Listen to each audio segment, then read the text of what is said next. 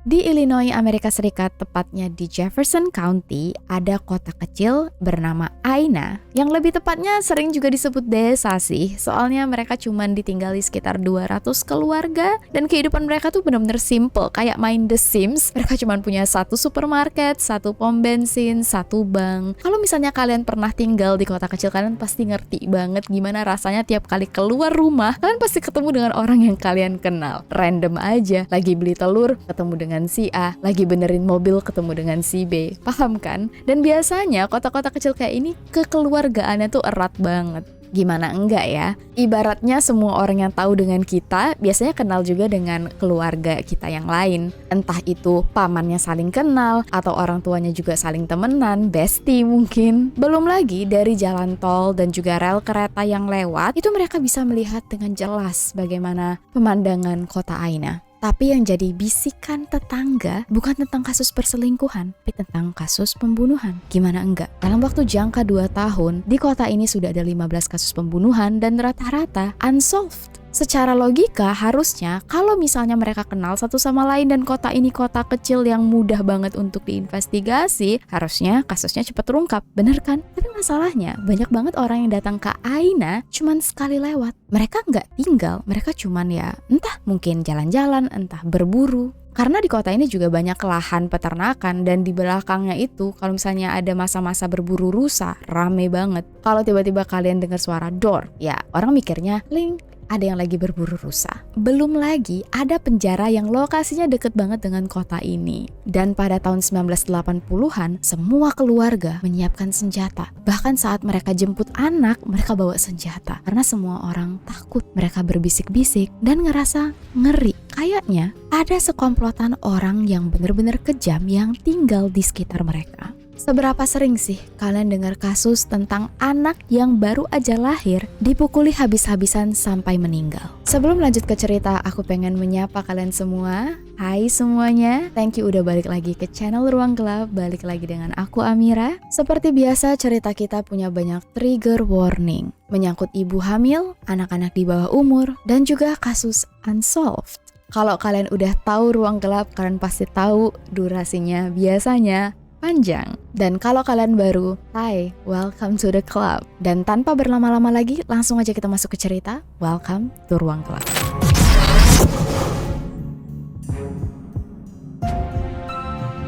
Kasus kita terjadi di tahun 1986. Ya, 86. Saat keluarga Dardeen pindah ke kota Aina. Keluarga Dardeen hanya berisikan 3 orang. Seorang ayah yang bernama Russell Keith, tapi lebih sering dipanggil Keith, istrinya yang bernama Elaine, dan anak mereka yang bernama Peter yang baru berusia 2 tahun. Mereka awalnya tinggal di kota sebelah, tapi Keith dapat pekerjaan di salah satu infrastruktur kota itu untuk penyaringan air. Jadi dia sempat di training selama 2 tahun. Dia tinggal di Aina duluan, dia belum ajak istri dan anaknya karena waktu itu masih baru pindah, mereka belum siap, belum punya rumah, bla bla bla. Dan setelah 2 tahun Keith merasa oke, aku udah siap bawa istri dan anakku datang. Barulah istrinya si Elaine dan Peter anaknya tadi datang tinggal di rumah trailer. Nah, mereka bertiga ini akrab dan dikenal baik oleh tetangga sekitar. Rata-rata teman mereka itu dari gereja, soalnya keluarga ini religius. Keith tergabung dalam paduan suara gereja, sedangkan Elaine main piano. Jadi kalau misalnya ada acara, mereka berdua ini jadi grup inti lah yang selalu berkontribusi mengisi acara. Umur mereka waktu itu juga baru 30 tahun, masih muda banget. Di awal-awal pindah, gak ada hal yang aneh. Tapi begitu satu persatu berita tentang pembunuhan terjadi, mereka mulai ngerasa takut. Bayangin ada anak berusia 13 tahun yang dihabisi dan diperkaos. Terus nambah lagi, ada wanita yang lehernya disayat. Dan berita-berita ini gak berhenti, ada aja tiap bulan kasus baru. Ini yang membuat Keith merasa cemas. Apalagi Elaine lagi hamil anak kedua mereka. Dan Peter masih kecil banget. Kalau misalnya Keith lagi kerja, di rumah gak ada yang jagain. Ibaratnya kalau ada apa-apa, Keith sama Peter gak berdaya. Dan ini yang membuat Keith bimbang. Nyari kerja susah. Dia udah keburu nyaman dan selesai training di kantornya yang baru. Mereka juga butuh uang untuk bisa lahiran dan juga membesarkan 2 anak mereka. Tapi entah kenapa hati Keith ngerasa nggak tenang. Sejauh ini keluarga mereka nggak pernah ada masalah dengan siapapun. Tapi nggak menutup kemungkinan mereka juga bisa menjadi korban. Apalagi orang-orang di kota itu selalu bawa senjata sekarang. Karena ya semua orang emang paranoid, takut.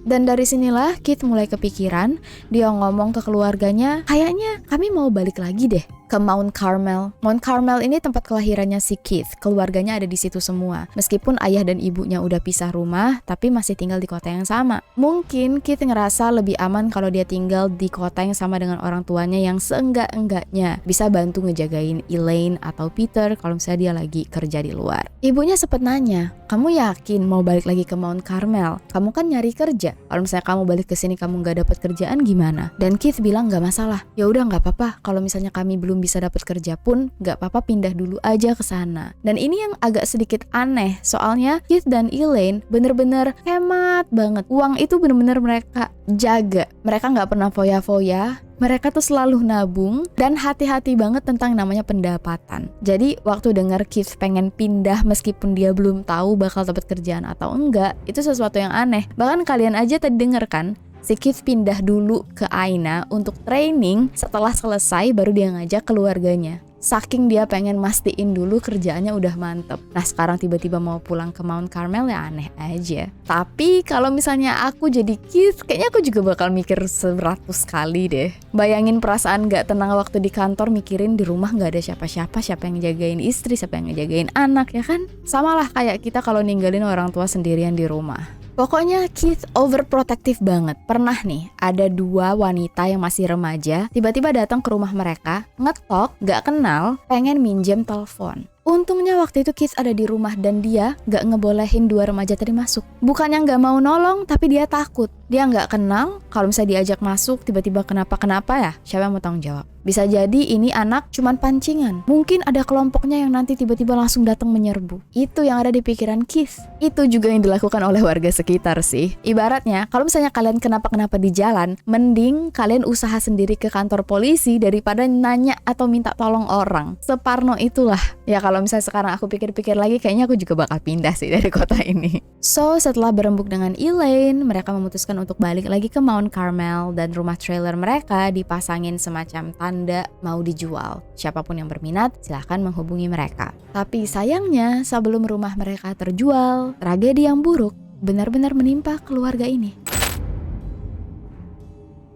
Pada bulan November 1987, Keith tiba-tiba gak masuk kerja. Bosnya bingung karena biasanya kalau ada apa-apa selalu ngabarin. Si bos berusaha untuk nelpon ke rumah tapi nggak diangkat, dan karena keluarga ini nggak punya keluarga di kota itu, bosnya nekat nelpon ibunya Keith yang ada di kota lain. Mau nanya kenapa Keith nggak bisa dihubungi, apakah pulang kampung atau memang lagi liburan atau ada sesuatu yang terjadi lah. Dan ibunya juga bingung. Dari beberapa sumber katanya si ibu sudah lost contact selama 2 hari. Terakhir dia berhubungan dengan Keith sekitar tanggal 16 November. Di sini tanggalnya kurang jelas, antara 16 atau 18 November. Ibunya juga berusaha untuk menghubungi tapi nggak bisa. Jadi si ibu berinisiatif nelpon salah satu lembaga yang emang sering melakukan pengecekan ke rumah kalau takut ada apa-apa. Biasanya lembaga ini juga bekerja sama dengan polisi. Kadang yang ngecek petugasnya, kadang yang ngecek polisi langsung. Dan dalam kasus ini kita kurang tahu petugasnya dulu apa polisi, tapi kayaknya polisi deh. Atau mungkin berdua, yang nggak penting sih, yang jelas. Begitu petugas atau polisi datang untuk ngecek, mereka nggak ngeliat mobil yang biasa dipakai oleh Keith. Jadi sempat ragu, ini sebenarnya di rumah ada orang atau enggak. Mobilnya nggak ada, mungkin mereka pergi. Diketoklah berkali-kali,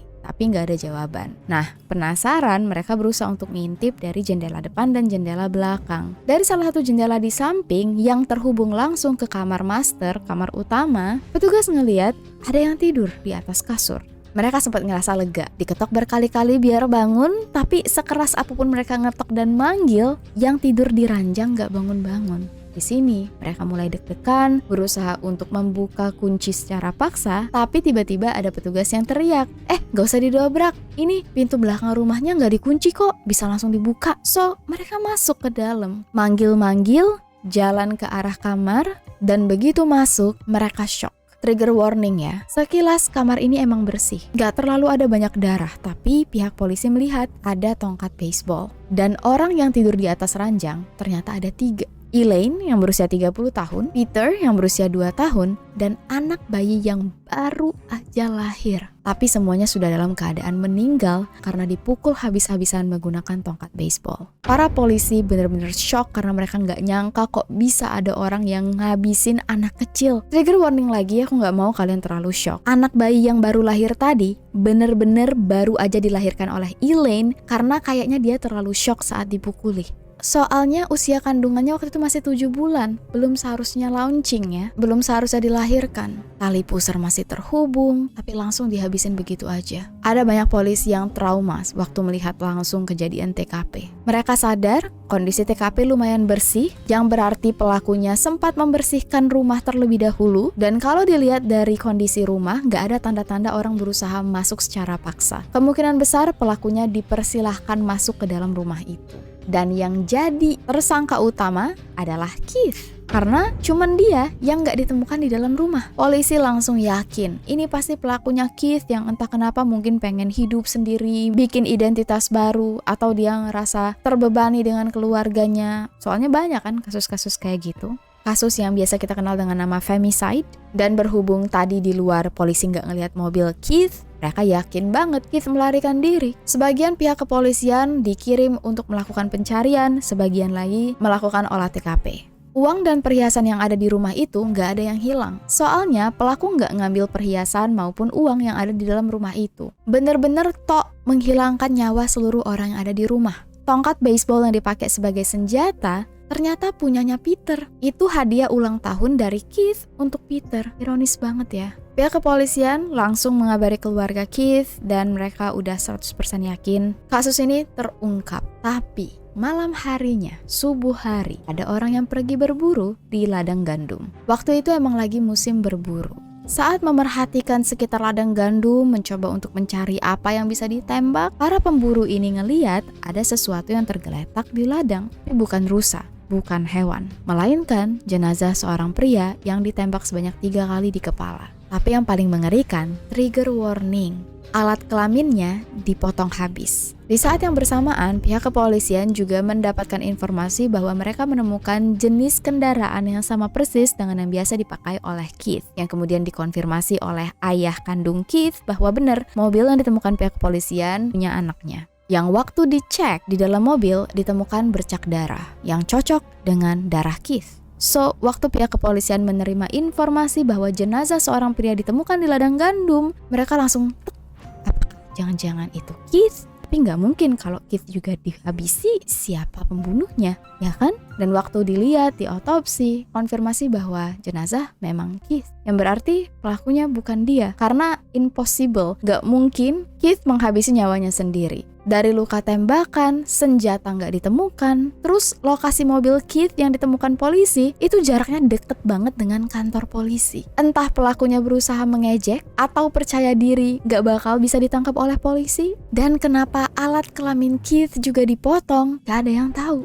Dari hasil otopsi, Keith kemungkinan sudah meninggal selama 24 jam. Sedangkan Elaine, Peter, dan anak mereka yang baru lahir yang harusnya mau dikasih nama Casey, dinyatakan meninggal sekitar 12-14 jam. Bisa kalian bayangin nggak perasaan tetangga sekitar? Mereka bener-bener speechless. Kemarin baru aja ada anak yang ngabisin ibu, bapak, dan kakaknya di kota yang sama. Terus tiba-tiba sekarang keluarga Dardine, Keith, Elaine, Peter, Casey semuanya pada meninggal. Ibaratnya kalau keluarga mereka bisa dirantai biar nggak hilang, biar nggak kemana-mana, udah dirantai semuanya. Bener-bener ngeri banget. Orang-orang tuh pada mikir, kalau misalnya pelaku ngerasa ada dendam dengan Keith atau Elaine, seenggak-enggaknya biarinlah Peter yang masih usia 2 tahun hidup, anak yang benar-benar baru lahir biarinlah hidup. Atau seenggak-enggaknya ya udah jangan digebukin gitu kan. Bayi belum bisa ngomong, belum bisa ngeliat, tapi pelakunya tega banget. Aku sampai merinding ngebayanginnya. Dan ini yang membuat polisi yakin alasan pelaku melakukan kejahatan ini karena dendam pribadi. Cuman gimana caranya orang ini bisa masuk ke dalam rumah, itu yang bingung. Padahal Keith udah overprotective banget. Apakah pelakunya adalah orang yang mereka kenal? Bisa jadi.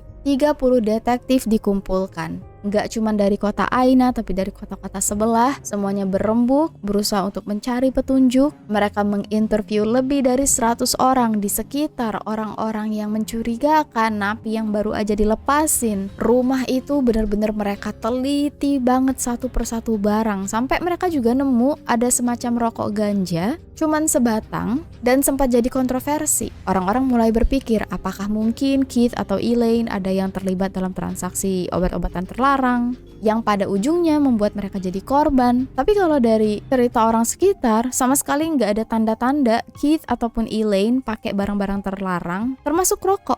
Hasil otopsi juga nggak menemukan zat aneh di dalam tubuh mereka. Bersih.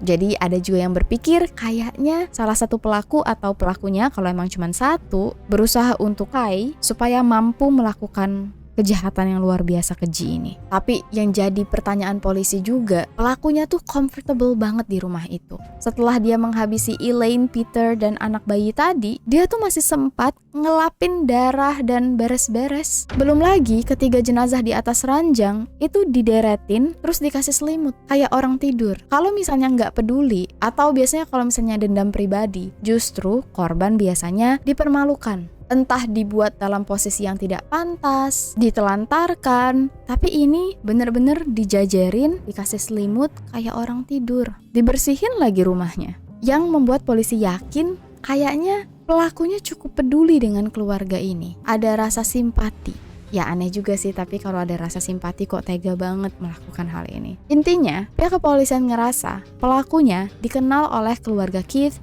dan sedikit ada hubungan emosional, tapi sebanyak apapun interview yang mereka lakukan dengan orang sekitar, gak ada hasilnya. Sebulan, 2 bulan, 3 bulan, 30 detektif yang tadinya dikumpulkan untuk memecahkan kasus ini, satu persatu mulai ditarik untuk melakukan investigasi kasus lain. Yang tadinya 30 berkurang jadi 10, sampai akhirnya tinggal 1.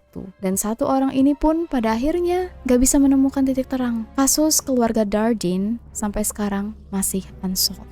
Gak ada DNA, sidik jari, dan Elaine tidak menjadi korban pemerkosaan. Jadi nggak ada cairan sperma yang bisa diambil oleh polisi. So, dengan minimnya bukti, sulit untuk mengungkap kasus ini. Tapi, 10 tahun kemudian, seseorang mengaku ke pihak kepolisian bahwa dia adalah pelakunya.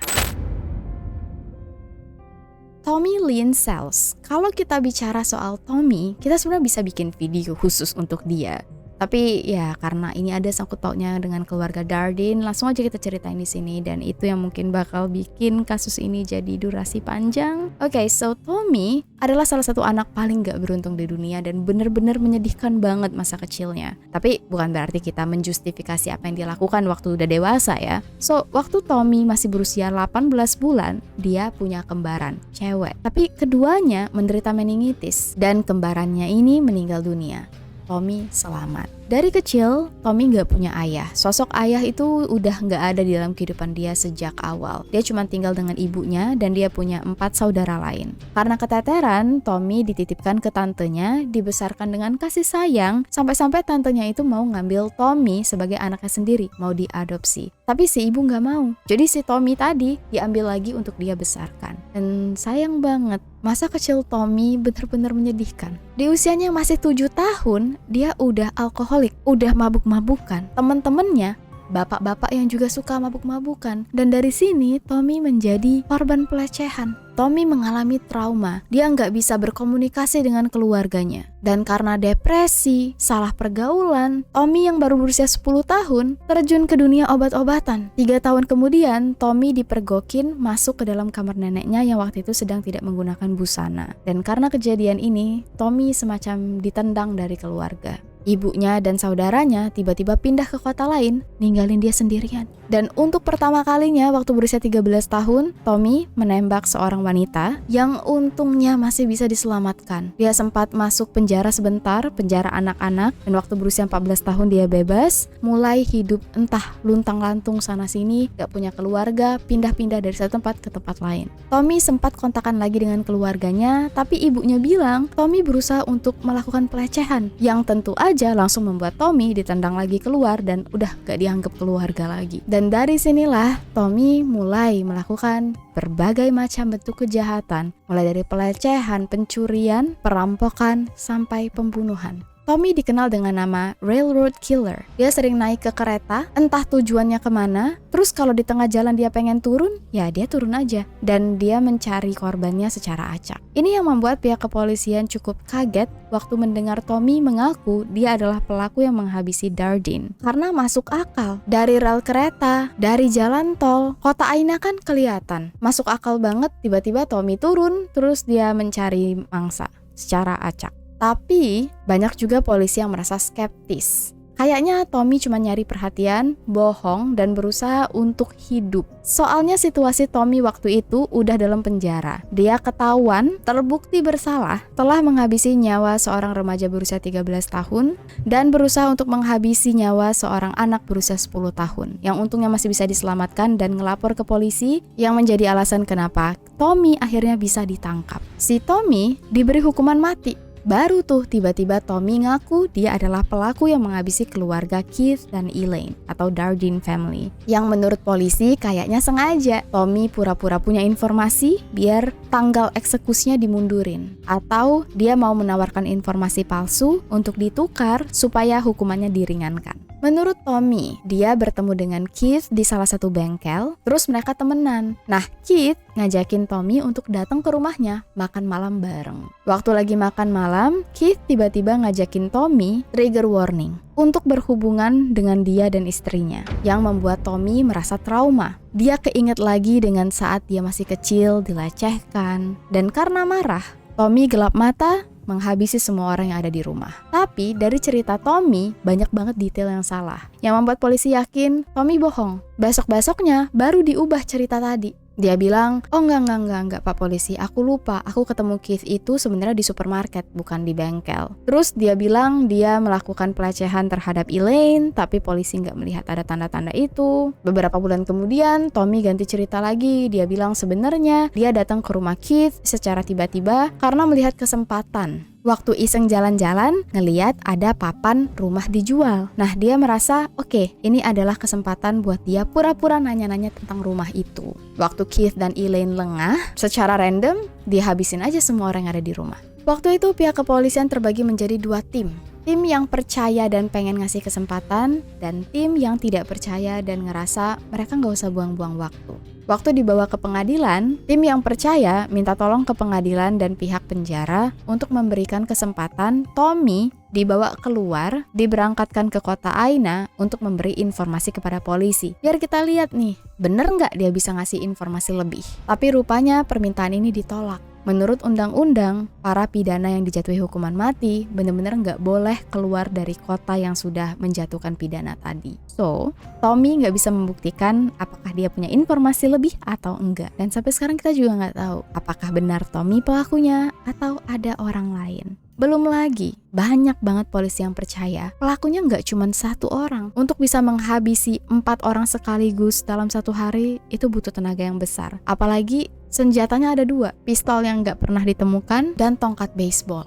Untuk memisahkan Keith dari keluarganya, dihabisi, dipotong itunya, terus mobilnya dibawa ke kantor polisi terdekat, terus pelakunya balik lagi ke rumah untuk ngabisin Elaine, Peter, dan bayi yang tiba-tiba lahir, bersih-bersih rumah, terus dijajarin, diselimutin. Kayaknya pelakunya terlalu tenang, dan kalau sendirian, memakan energi yang sangat banyak. Sempat ada juga bisik-bisik tetangga yang mempercayai mungkin ini adalah salah satu gerakan setan, kelompok orang-orang yang menyembah setan. Soalnya ada bayi yang ditumbalkan.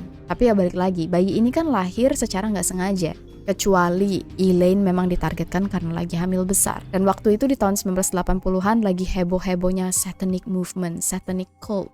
Ritual persembahan yang langsung ditampik oleh polisi karena emang gak ada sama sekali buktinya. Gak ada simbol-simbol agama, gak ada lilin ataupun tulisan-tulisan aneh. Gak ada. Satu-satunya petunjuk terakhir polisi adalah Tommy. Dan waktu dia dieksekusi di tahun 2014, polisi benar-benar kehilangan semua petunjuk. Tommy mengaku dia sudah menghabisi sekitar 70 nyawa. Tapi menurut polisi, gak semua cerita itu benar. Ada banyak banget yang ditelusuri tapi hasilnya gak nyambung, gak cocok. Cuman ada 20 cerita yang bisa di follow up. Itu pun mereka gak bisa secara langsung membuktikan Tommy emang pelakunya, soalnya gak ada bukti kecuali cerita dia. Secara hukum, Tommy hanya dinyatakan bersalah atas 2 kasus. Yang tadi aku bilang, kasus pembunuhan dan pemerkosaan terhadap anak berusia 13 tahun dan berusaha untuk menghabisi nyawa seorang anak berusia 10 tahun. Tanpa adanya tersangka baru, kasus kematian keluarga Dardeen benar-benar menemui jalan buntu.